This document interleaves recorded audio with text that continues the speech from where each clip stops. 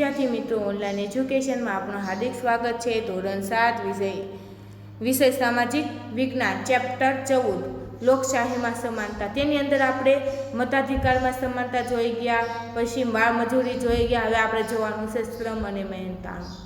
શ્રમ અને મહેનતાણું એક જ સરખા કામમાં પુરુષ અને મહિલાને મજૂરી ચૂકવવામાં ભેદભાવ રાખવામાં આવે છે।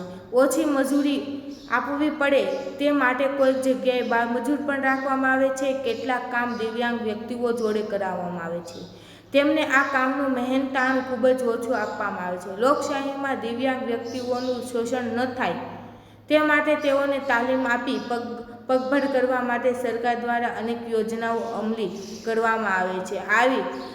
આપણે આસપાસ આવા દિવ્યાંગ વ્યક્તિ હોય તો તેને સહકાર આપવાની આપણી ફરજ થઈ પડે છે। દિવ્યાંગો, સ્ત્રી અને નાના બાળકોને ઓછા પૈસા ચૂકવવામાં આવે છે, આ અન્યાય છે। એક પ્રકારનું શું ગણાય છે? અન્યાય ગણાય છે। જો દીકરાઓ, એક જ સરખા કામમાં પુરુષ અને મહિલાને મજૂરી ચૂકવવામાં આવે છે।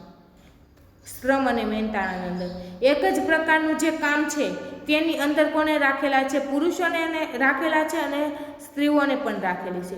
તો તે બંનેને મહેનતાણું કેવું ચૂકવવામાં આવે છે? એક સરખું મજૂરી ચૂકવવામાં, એટલે કે પગાર એક સરખો આપવામાં આવે છે। અને ઘણી જગ્યાએ એવું પણ થાય છે કે ઓછી મજૂરી આપવી પડે તે માટે શું કરે છે? તે બાળ મજૂર પણ રાખવામાં આવે છે। એટલે કે જે પુરુષ અને મહિલાને મજૂરી આપે, પગાર આપે, તો આપણે એને ઓછા પગારે કામ કરાવવું હોય તો તે શું કરે છે? ઘણી વખત તે બાળકોને મજૂર તરીકે રાખે છે અને બાળ મજૂરી કરાવે છે।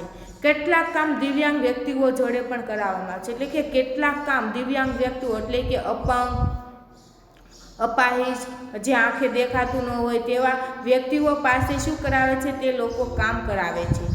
તેમને આ કામનું મહેનતાણું ખૂબ ઓછું આપવામાં આવે છે। તેમને જે આ દિવ્યાંગ વ્યક્તિ અને બાળકો પાસે જે કામ કરાવે છે તો તેને તેની પાસે કામ કરાવીને તેને મહેનતાણું, એટલે કે પગાર કેવો આપે છે? સાવ ઓછો આપે છે। લોકશાહીમાં દિવ્યાંગ વ્યક્તિઓનું શોષણ ન થાય તે માટે તેઓને તાલીમ આપી પગભર કરવા માટે સરકાર દ્વારા અનેક યોજનાઓ અમલી કરવામાં આવે છે। એટલે કે લોકશાહીની અંદર આ લોકશાહીની અંદર, રાજ્યની અંદર દિવ્યાંગ વ્યક્તિનું શોષણ ન થાય, બાળકોનું શોષણ ન થાય એટલા માટે શું કરવામાં આવે છે? તો તેને તાલીમ આપવામાં, શોષણ એટલે કે તેનો ઉપયોગ ન થાય, દિવ્યાંગ વ્યક્તિનો ખોટી રીતના ઉપયોગ ન થઈ શકે તે માટે તેને શું કરવામાં આવે છે? એક પ્રકારની તાલીમ, એટલે કે ટ્રેનિંગ આપવામાં આવે છે, જેને કારણે તે પોતાના પગભર ઊભા થઈ શકે છે અને સરકાર તે પગભર ઊભા થઈ શકે તે માટે સરકાર શું કરે છે? અલગ અલગ પ્રકારની યોજનાઓ યોજે છે અને તેને શું કરે છે? પગભર કરે છે। આપણી આસપાસ આવા દિવ્યાંગ વ્યક્તિ હોય તો તેને સહકાર આપવાની આપણી ફરજ થઈ પડે છે।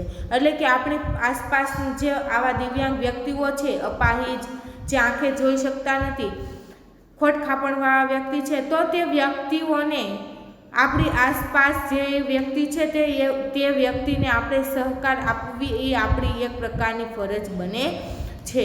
દિવ્યાંગો, સ્ત્રી અને નાના બાળકોને ઓછા પૈસા ચૂકવવામાં આવે છે, જે આ અન્યાય ગણાય છે। દિવ્યાંગ વ્યક્તિઓ, સ્ત્રી અથવા તો બાળકોને જે ઓછા પગારે વધુ કામ કરાવવામાં આવે છે, વધુ મહેનત કરાવવામાં આવે છે, તો એક ઇસ્યુ છે, એક પ્રકારનો અન્યાય ગણાય છે, ગુનો ગણાય છે। શું ગણાય છે? ગુનો ગણાય છે। એટલા માટે એક સ્ત્રી, પુરુષ અને દિવ્યાંગ વ્યક્તિનું શોષણ ના કરવું જોઈએ તેના માટે શું કરે? સરકાર છે તે સરકાર દ્વારા એક અમલીકરણ કરવામાં આવે છે, એક બંધારણ ઘડવામાં આવે છે, જેના કારણે જે દિવ્યાંગ વ્યક્તિઓ છે અને નાના બાળકો છે તેનું શોષણ થઈ શકે નહીં। અહીંયા જે આપણો શ્રમ અને મહેનતાણું જે ટોપિક છે તે આપણો અહીંયા પૂર્ણ થાય છે। તો હોમવર્કની અંદર દીકરાઓ તમારે શ્રમ અને મહેનતાણું છે તે ટૂંકનો તરીકે તમારે પાકી બુકની અંદર લખવાનું છે અને પાકું પણ કરવાનું છે। જે અહીંયા આપણો આ જે ટોપિક છે કયો? શ્રમ અને મહેનતાણું પૂરું થાય છે। હવેનો ટોપિક લોકશાહીમાં સમાનતા, કેવી લોકશાહીની અંદર સમાનતા જે આપણે આવતા લેક્ચરની અંદર જોઈશું. Thank you.